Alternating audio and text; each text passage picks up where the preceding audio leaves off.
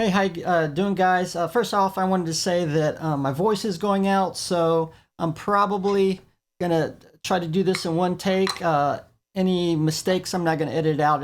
I'm just gonna run with it before my voice goes out. This video is on if you find out in a couple of instances that a video file is way too big. For instance, you may get this video from another person, and they share it with you for whatever reason, or you want to upload it and you find, oh my gosh, it's 8 gigabytes in size, way too big, or other reasons. Or if you're doing some video editing, rendering out, and you find out that 5-minute video is 5 gigabytes in size, way too big in my opinion. There's ways you can reduce it down to a more acceptable size. So we're going to cover that. And first thing you want to make sure is that it's in the correct format. For instance, give an example. If the video is rendered out in ProRes, which is going to give you huge file sizes, that was designed to be an editing format that you put into a video editor and wasn't really designed to be uploaded anywhere. Now, ProRes makes sense if you're going to be sharing this out with other people. Let's say you're making a film, you're sending it out to a colorist to be color corrected and color graded. It makes sense, but not if you're uploading it somewhere. It's way too big.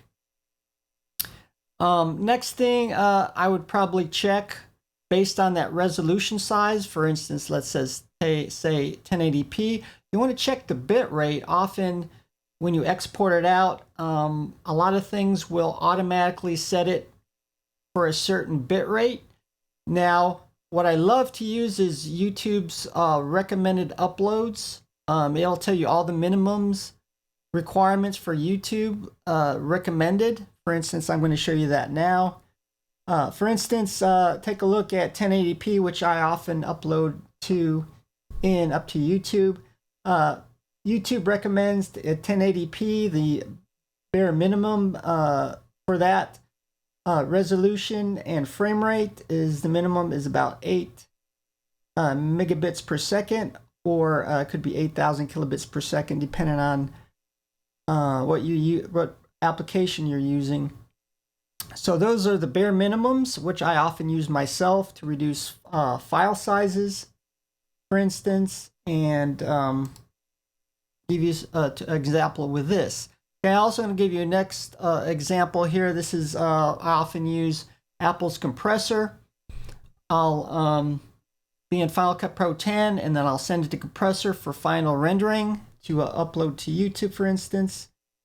And just to show you, we're going to go to the video section and the data rate, which is the bit rate, and it automatically defaults 1080p to 15,000 kilobits per second, or 15 megabytes per second. We're going to go to custom and reduce that down to YouTube's recommended 8 megabits per second, and that's definitely going to reduce file sizes.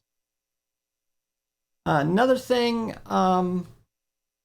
let's say, okay, this is another example, a way to reduce file sizes is, let's say you shoot in 4K.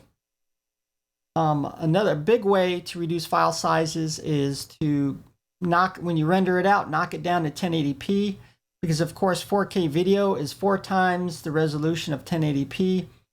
Not only will that save you about 3 or 4 times the file size, you'll actually get exceptional quality going from 4K to 1080p than just filming in 1080p to begin with. So you're going to get exceptional quality anyway, in my opinion.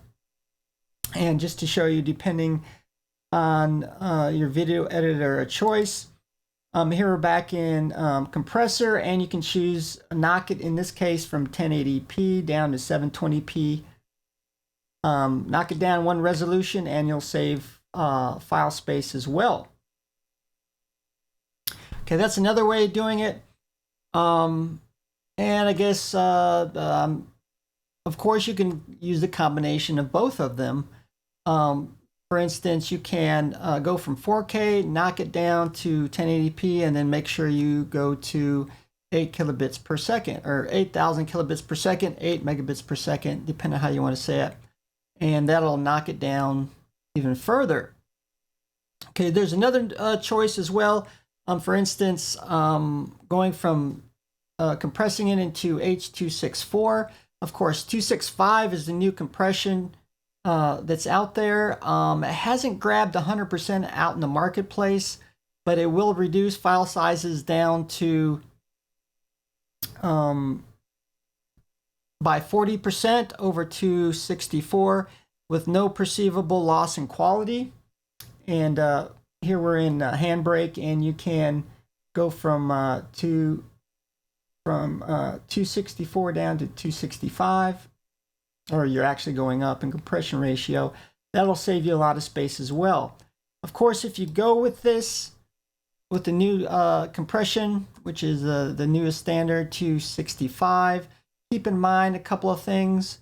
For instance, it's not supported 100% in all operating, well, especially older operating systems like Mac OS. Now, I think if you have the most recent version, Mojave, it is supported in H.265 in the operating system.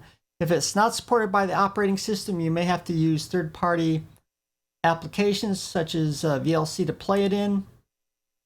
And also keep in mind, compressing to H.265, since it's a much higher compression, encoding and decoding in 265 is going to use a lot more CPU or GPU, depending on how it's rendered.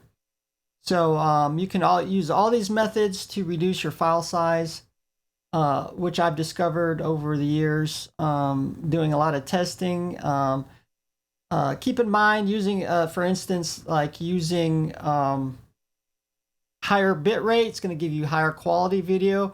Reducing it down is going to give you a little bit less. Of course, it's kind of give and take, vice bit rate versus quality. Keep that in mind as well. Well, thanks for joining me this week from my channel. Now, if you want to get regular notifications, please hit the bell icon and then subscribe if you like my videos. Till then, see you guys later, and thanks for watching.